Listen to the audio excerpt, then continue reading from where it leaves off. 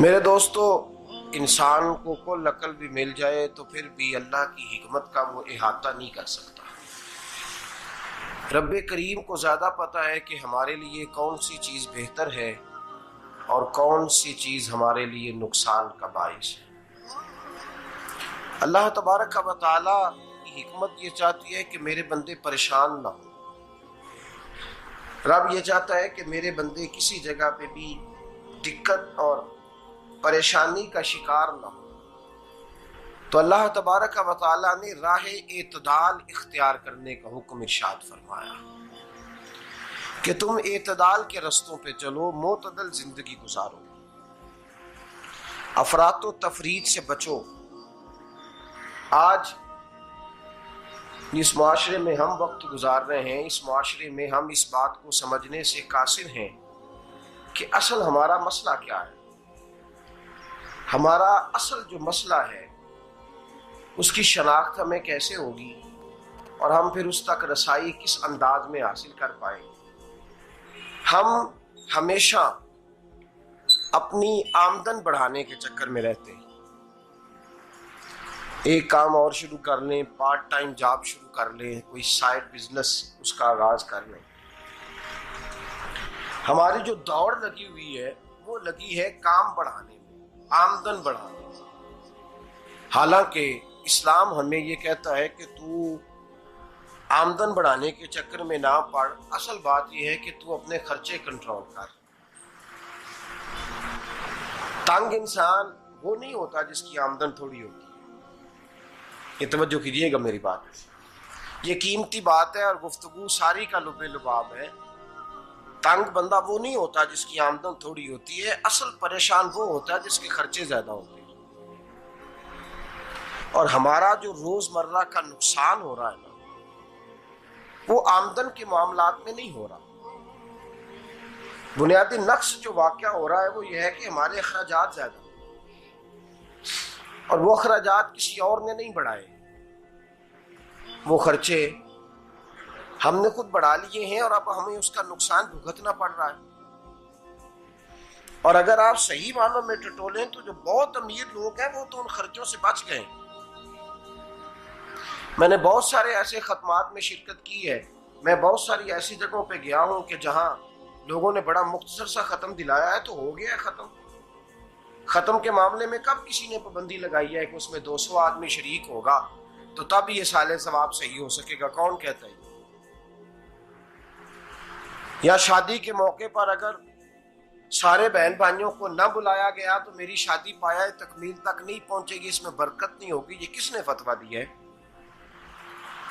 मोतदल जिंदगी का इस्लाम हुक्म देता है।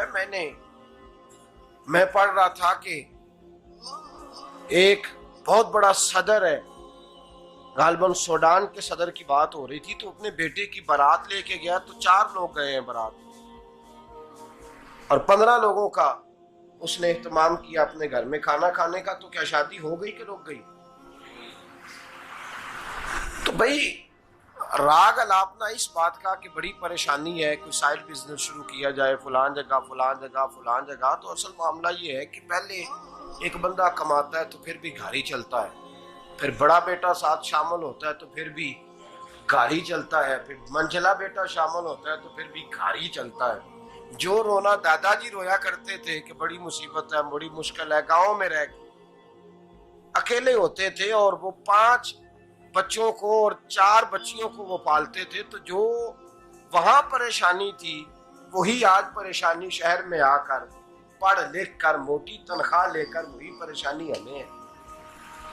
तो मैं जिस नतीजे पे पहुंचा हूं इसको पढ़ के, कुरान मजीद की चंद आयात को देखकर और इस मफहूम की जो हदीसें कुतुब हदीस में पाई जाती हैं और हमारे बुजुर्गों ने हमें जो मिजाज इस हवाले से दिया है, मैं इस नतीजे पे पहुंचा हूं कि मसला आमदन का नहीं, मसला खर्चे का है। हमारे खर्चे बुनियादी तौर पर ज्यादा, और अगर फिर हम ज्यादा बोझ खवातीन पे डालते हैं कि वो मुतालबे ज्यादा करती हैं। और अगर आप मुझसे पूछें तो खवातीन की भी अगर किसी जगह कोई आदत खराब होती है तो उसमें असल किरदार उसका होता है जो वो आदत खराब तो क्यों अपने गले से उतार के आप किसी के गले में बात डालने के चक्कर में हैं? वो खवातीन की तबीयत नहीं ऐसी है। असल बात यह है कि हमने आदत डाली है, हमने ये मिजाज उनको दिया है तो उनका बना है, न कैसे बन सकता।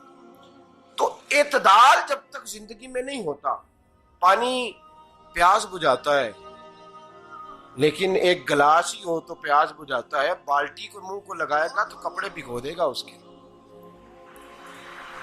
हालांकि पानी बुरी चीज का नाम नेमत है ना, बहुत बड़ी अल्लाह की, लेकिन प्याले में ही अच्छा लगता है। कोई मटका मुंह को लगाएगा तो तांग होगा, प्याला ही बेहतर है उसके लिए। तो मेरे दोस्त, मटके से भी बाज़ौक़ात काम चल जाता है, लेकिन अगर कोई कहे नहीं मुझे दरिया ही चाहिए तो उसका तो घर बह जाएगा, सारा घर बह जाएगा उसका। हमें दरिया काबू करने का मूड बनाया हुआ है तो इससे घर बहा करते हैं, इससे घर बना नहीं करते। घर प्याले से पानी पीने से बनता है। अगर तू दरिया पे कब्जा करने का मूड बनाएगा तो घर बनेगा नहीं, घर बह जाएगा। आग ना हो तो खाना पक नहीं सकता, लेकिन हल्की आंच से खाना पकता है। और अगर आंच तेज कर दी जाए तो जी, करीने क्यास बात कर रहा हूं मैं, अकल से मावरा नहीं कर रहा।